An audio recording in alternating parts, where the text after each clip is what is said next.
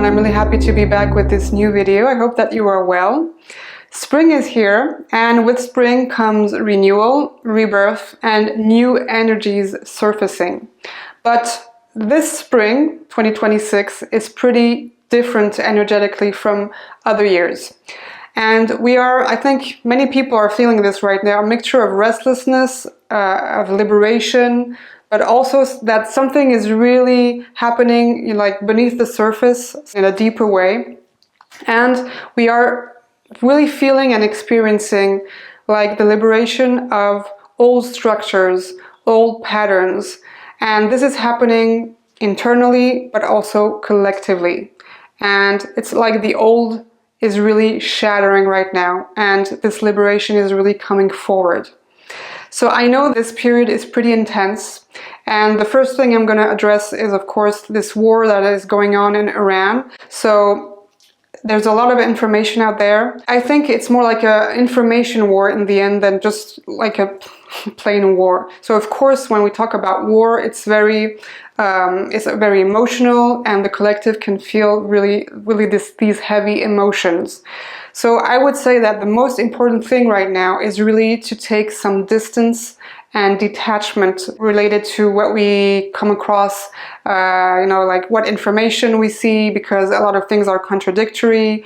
One person's going to say this, another person's going to say that. And in the end, it's quite blurry, and it is also that way for a reason.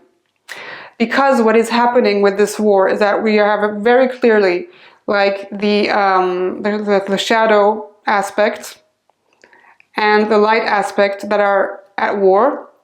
And in order for the light aspect to come forward, it is using strategies that can be really connected to like a game of chess in the end. So really like smart moves and, calculating moves in advance.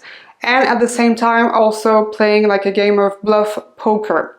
So this is why it's very opaque. No one knows what is going on. And of course, when we talk about war, and maybe deaths of humans, then it is a very sensitive subject and we feel very emotional about it. So I would recommend really just to observe, take a step back, and feeling also a bit detached regarding what is going on.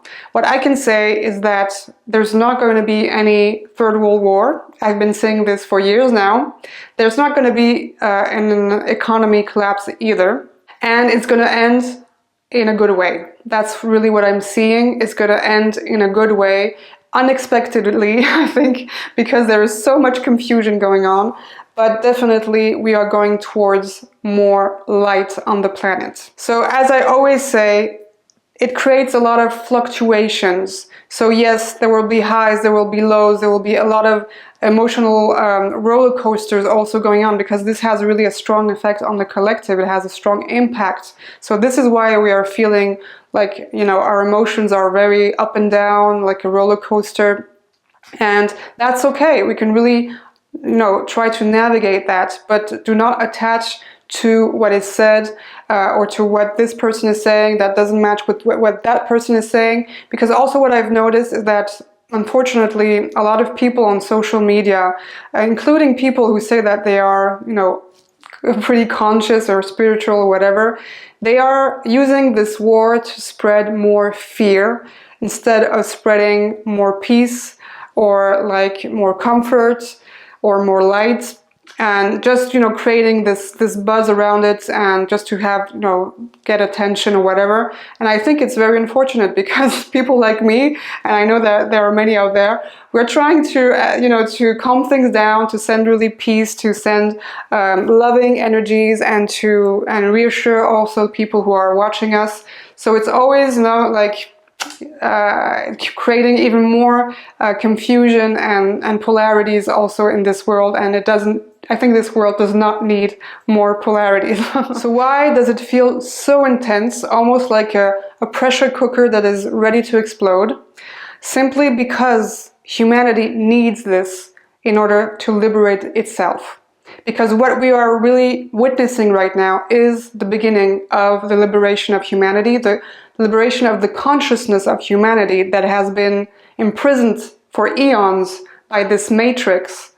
And in order for humanity to awaken and to be liberated, it has to feel a certain pressure in order to awake. And the example I have is, maybe you know the story of a frog that is in a water pot, and gradually the water is heating up, and it's, you know, starting to boil, but very, very slowly, so the frog doesn't realize it's actually being cooked alive. And something has to trigger that frog for it to actually jump out of the pot before it is cooked. So this is why we are feeling this pressure and this intensity on the human collective right now, in order for the human collective to have this trigger to awaken and to realize and to actually live this liberation. The liberation of humanity can only occur when humanity understands all the mechanisms and the ways that it has been chained and has been manipulated and kept into this illusion in the end. And it's very much also like this story, maybe you also know this story, so it's a lot about animals today, this baby elephant that is changed from, you know, from the very beginning. And the day the elephant is an adult and it is actually unchained, it's not going to try to escape. It's not even going to realize that it is free now, because it has been so conditioned to live chained. So it is exactly the same thing with humans when they are conditioned in a way where they don't even know, actually, it happens on an unconscious level, but that they are chained, mentally chained, let's say, mostly, because it is an illusion. Even though they become free one day, they don't even realize that they are free, and they're not even going to try to become free. So this intensity, this pressure I was talking about, is going to help humanity to realize that. So it's quite important that it happens this way. Not all of humanity will be liberated, though. Some people will remain chained, and that's okay. Not everyone is going to ascend in this ascension process. But the energy is really here. There's really going to be this big wave of awakening, of, you know, realizing also how humanity has been trapped for so long.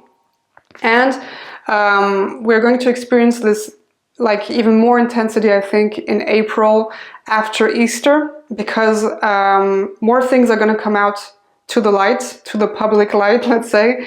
Heavy stuff, probably very heavy stuff, difficult things to watch, to see, and to acknowledge. And of course, the Easter period is also connected to the energy of resurrection.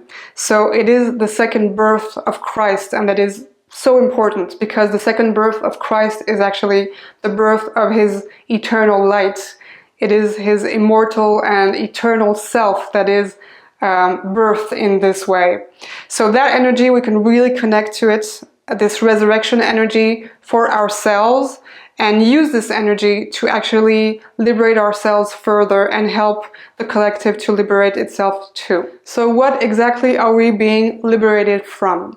First of all, we are being liberated from the fears, and especially the primitive fears that are connected to the reptilian brain, that are connected to the survival mechanisms, because that kind of fear, that is connected to survival, is really the first aspect that has been used to trap humanity and to make it believe it is small, and it is only, like, you know, in a kind of animal vibration, and it remains there. So we are going to be freeing ourselves from that. We're going to be freeing ourselves also from all sorts of conditioning, may it be family, society, the matrix system at large. All these things that have programmed us in a certain way are being freed.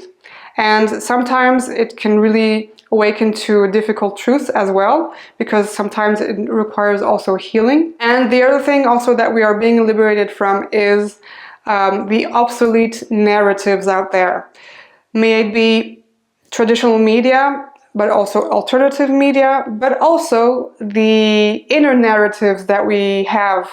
So the inner stories, or stories from others that we believed in the past, but we no longer believe now. We are being really freed from that. So it's really on a mental level that it is happening too.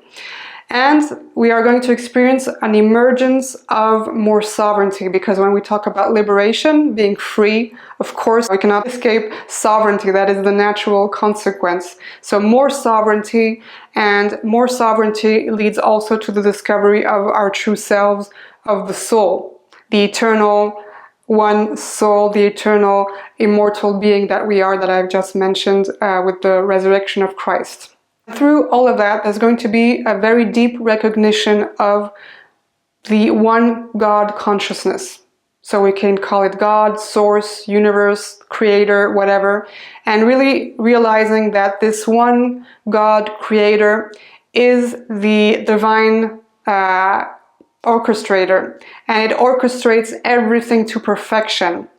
And once we recognize that, we also recognize that we are made of the same consciousness, of this one divine consciousness. This process of liberation is accompanied by maybe certain feelings, certain experiences that we may have right now, or we may have in the near future, which are, for example, sudden realizations, like really realizing, becoming aware, conscious of unconscious things.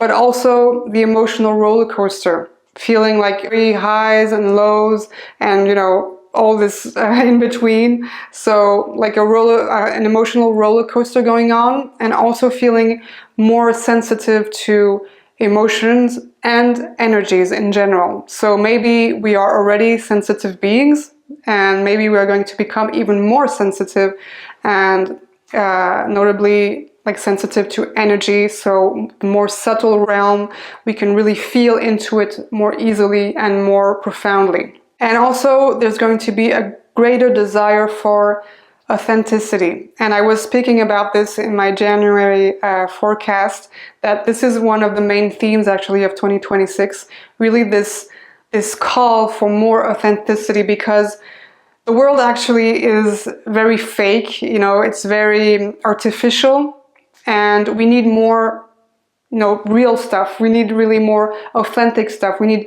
authentic relationships. So this authenticity is going to be really recognized within ourselves, but also in relation to others. And I can also share a very personal experience that I had a couple of days ago.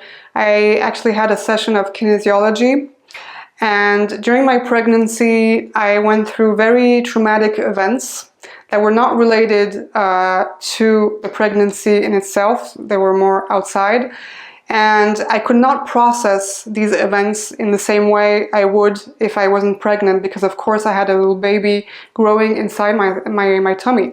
So all of this was kind of stuck in my emotional body, in my nervous system.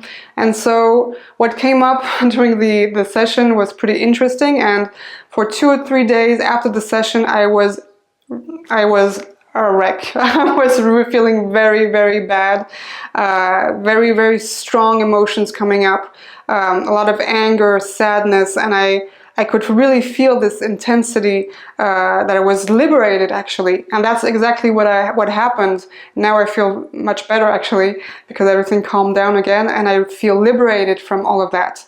So this process is something that many of us are experiencing, whether we are choosing to do it in session or just on our own. But I could only recommend, if you feel called to be accompanied and to be guided also through that, if it's too much. And this is, part of the collective process that we are all going through right now. And it's important to remember that there's nothing to force, there's nothing to seek. There's only this process that is actually a natural process, just allowing it to occur, and just having this faith that the universe is always conspiring for the best for us, and the best is yet to come. Yes, it is, because the best is actually this liberation of the human consciousness. We are no longer chained in this illusion anymore. We are being freed from that, and with that comes also like the energy of being our true selves, being more in alignment and more connected to who we truly are, which is offering also who we are and what we came to offer to this world. And that is actually the light of our soul. So I hope that this information was very useful for you, and maybe you can tell me in the comments what you are going through right now this spring, how you're feeling, if you've been experiencing all of this or not, and I'll be curious, of course, to read all your comments, and I will see you soon. Sat Nam.